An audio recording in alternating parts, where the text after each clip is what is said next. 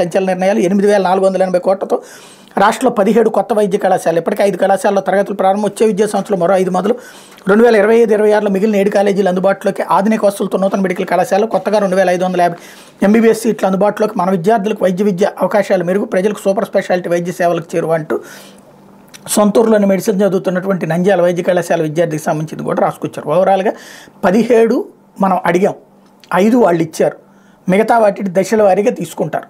మొత్తం 17 వచ్చేసినట్టు రాయడమే వీళ్ళు చేస్తున్న తప్పు. 5 మెడికల్ కళాశాలలు అంటే ఆషామాషి ఏం కాదు.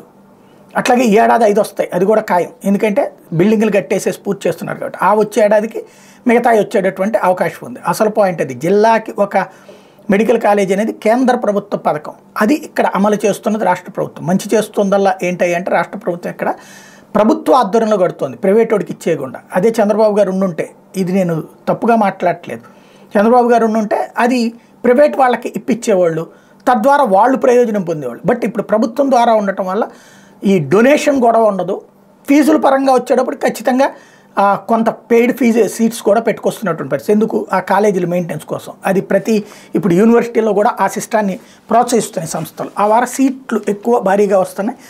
పీజీ అంటే ఒకప్పుడు అత్యంత అసాధ్యమైనటువంటి స్టేజ్ నుంచి ఇప్పుడు పీజీ సీట్లు కూడా వస్తున్నటువంటి పరిస్థితి అయితే ఉంది.